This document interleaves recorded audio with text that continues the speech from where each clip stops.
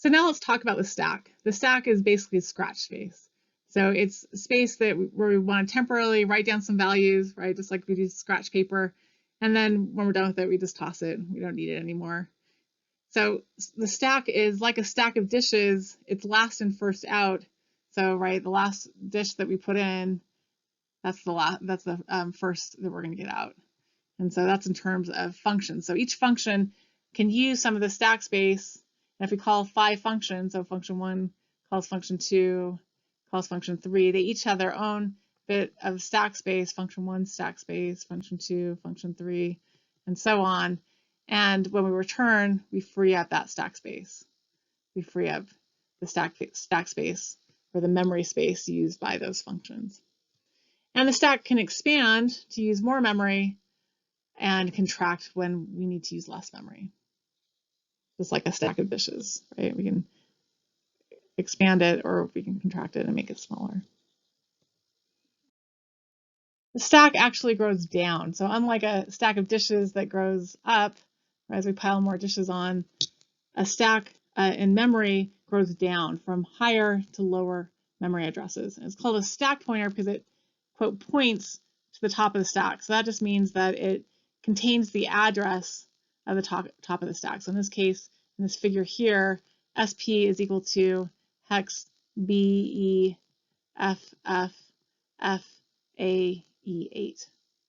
So it holds that address. It doesn't actually hold data, but it points to data. It says, hey, this is the location where data is. Here's the address where it is.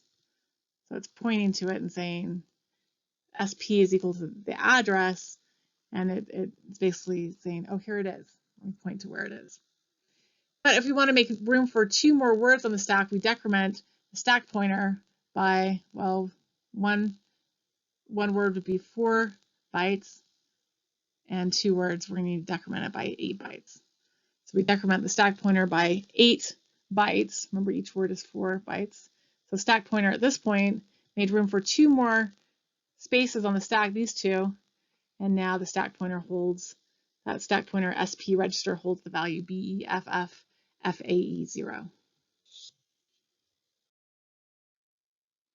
So how do functions use a stack? A call function must have no unintended side effects. So that is, can't overwrite registers that are needed by the caller. But again, diffofsums overwrote these 3 registers, T0, T1, and T3.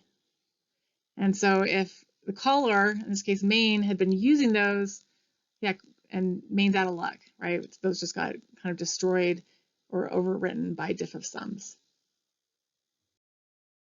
So we can use the stack to temporarily store these values at the beginning of the function, of the diffofsums function, and then restore the values from the stack right before heading back. It's kind of like if you go into your brother's room and you play with his guitar and you listen to all his music and mess up his bed, and you're like, oh shoot, he's going to be home in 30 minutes. You make the bed, you put the guitar back where it was, you put all the music back. He comes back, he's like, oh, guess nobody's here. Looks great, right? So that's basically what's happening here. It's still, diffofsums is still going to overwrite these registers, but before it does, it's going to say, okay, I need to make room for 3 registers, so 3 times 4, because each register is 32 bits or a word. So we need to make room for 3 times 4 bytes on the stack. We decrement the stack pointer by 12. Store these values, the values in those registers on the stack. So we have a store word, SP is our base address, and we store 8 plus SP, S3, 4 plus SP, we store T0, and 0 plus SP right at the stack pointer, we store T1. And then we go about destroying these values, overwriting them, no problem. A0, if there's a return value, will always get overwritten. That one is expected. And then right before returning, so here's the return JRRA, but before we do that, we load these values or read them back from memory. We say, oh, restore S3, restore T0, restore T1, nothing happened. They're back to the values they were right at the beginning when the function was called. And only then, and also restore the stack pointer.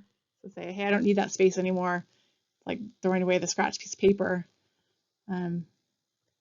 Incrementing the stack pointer again by 12, and then only then return. And so here's a picture of the stack during the diffofsums call. Let's suppose the stack pointer had originally been pointing to or held the address, right? SP equals that address. So that's the top of the stack. The top number is going down. So make room for 3 words, or I'm just going to show the last part. F0, FC was the original value. We're going to decrement it by 12, so minus hex C. We're going to get F0, F0, right? Hex C is 12. And so now the stack pointer holds the value BEF0, F0, F0. And now it stores S3 at 8 plus SP. It stores T0 at 4 plus SP. And it stores T1 at 0 plus SP. And then it can load these values, right? Load S3 into the value. This shows S3, but whatever value it happened to hold before is the value being saved there in memory, and loads T0, whatever value that is, and T1. So these aren't actual registers. This should say the contents of S3, the contents of T0, contents of T1 are being put on the stack, and then restored right before the function returns back into those registers.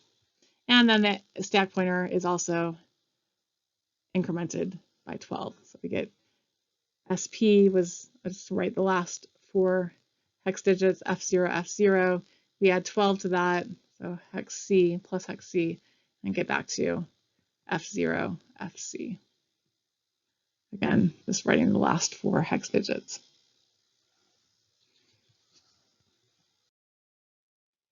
So it turns out that that's a lot of work. So we had to save and restore 3 registers.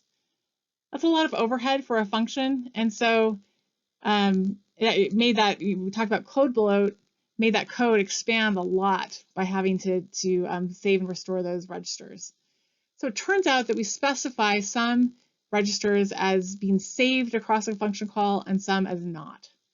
So we call the ones that are saved across a function call preserved registers. So main can depend on these registers having the same value before and after the function call. But then we say there's some other ones that we're not going to preserve. And these are the non-preserved registers. So that callee function can go ahead and overwrite these values, and it's no problem for the caller. And so the preserved registers are called callee saved because if the callee wants to write over these preserved registers, it has to save them on its own stack, on the callee stack, and then restore them before returning. So these values have to have the same value before a function call and right after that function returns. Non-preserved registers are caller saved because if the caller, in this example main, wanted to use T0 after it called this function, called the callee, in this case diffofsums, it would have to store it onto its own stack because it's not guaranteed. And these are not guaranteed to be preserved by the callee function. So here's a more compact version of our diffofsums function. And now we only have to save, instead of saving all of the registers that got overwritten, T0, T1, and S3, we only have to preserve the saved registers. In this case, only used S3. So make room for 1 word on the stack. So just decrement stack pointer by 4, store S3 onto the stack, do the function, the diffofsums function, restore S3, so load it or read it from memory, restore the stack pointer, add 4 back to it so it goes back to its original place, and now return.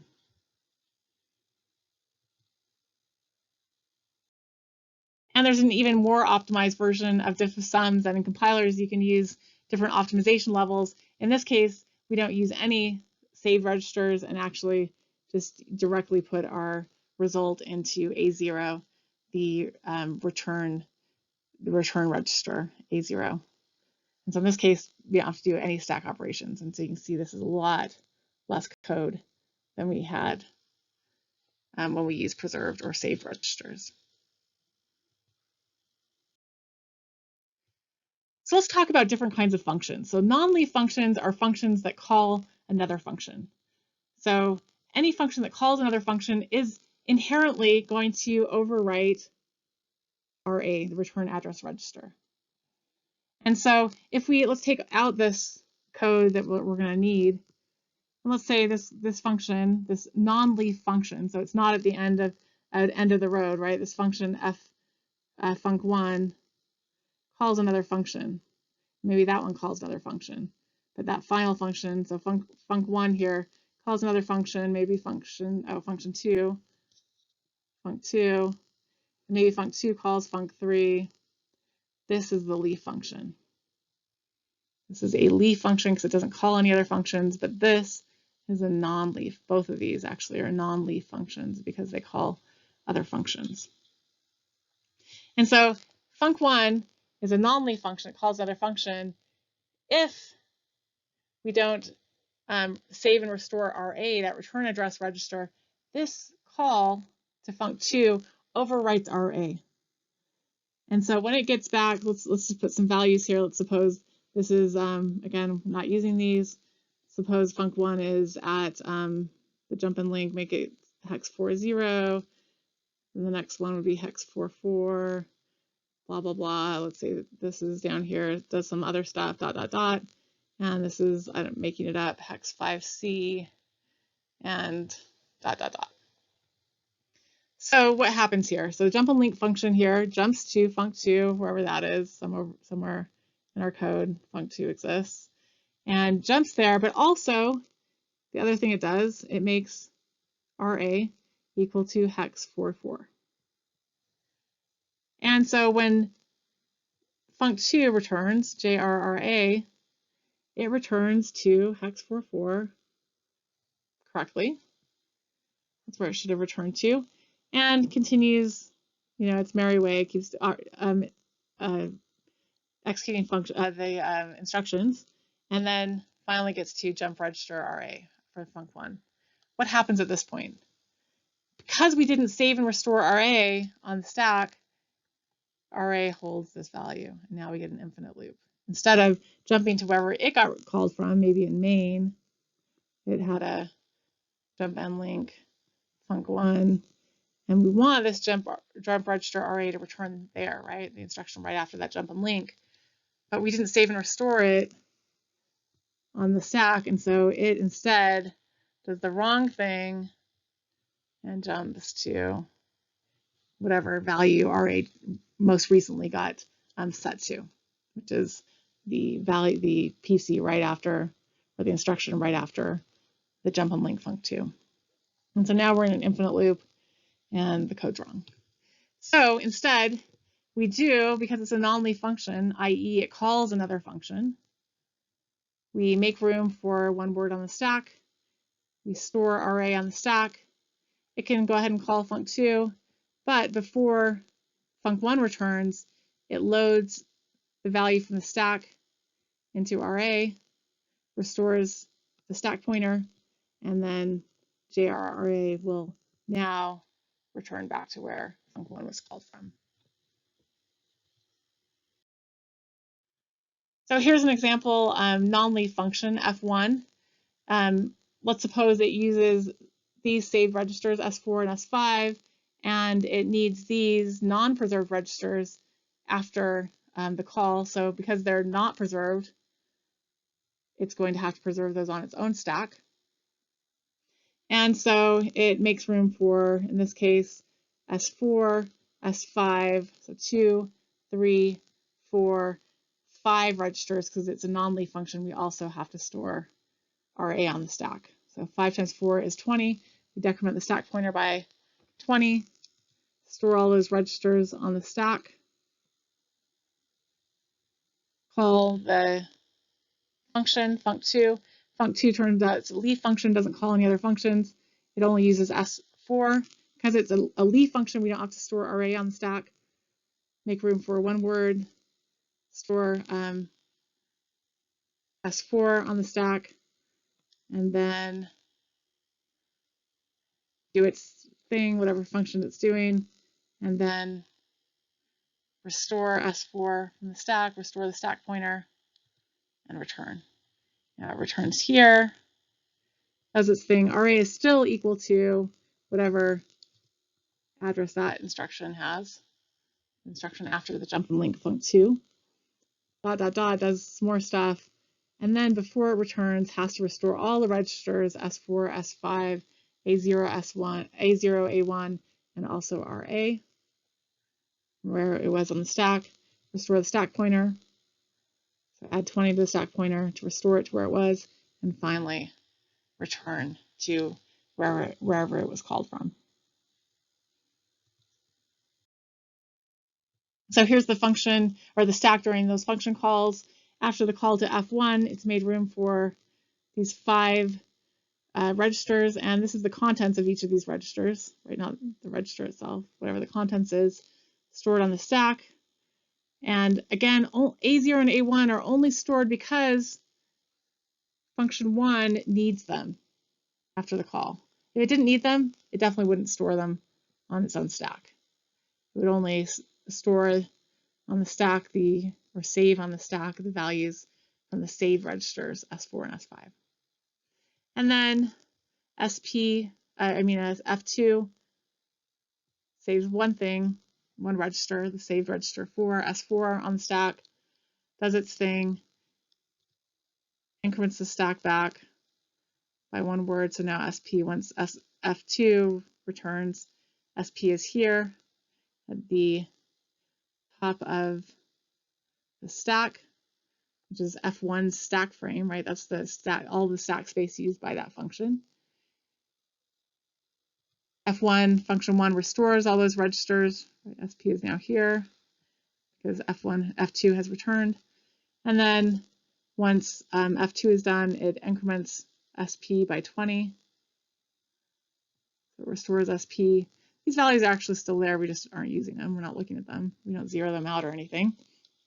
And then finally, F1 returns, and the stack pointer is exactly where it was when it was called, when F1 was called, and the saved registers are restored to the value that they were before the function call. So the summary for function calls is, again, the caller is going to put arguments in A0 to A7, the argument registers, save any needed registers if it's a non-leaf function, RA, and any registers it may need after the call, T0 to T6, also could need A0 to A7, and then calls the function using jump and link. After that returns, restores registers if needed, looks in A0 for the result or the return value. The callee saves any registers, save register that's going to disturb, performs the function, puts the result in the return value register A0, restores any registers from the stack, and returns using jump register RA.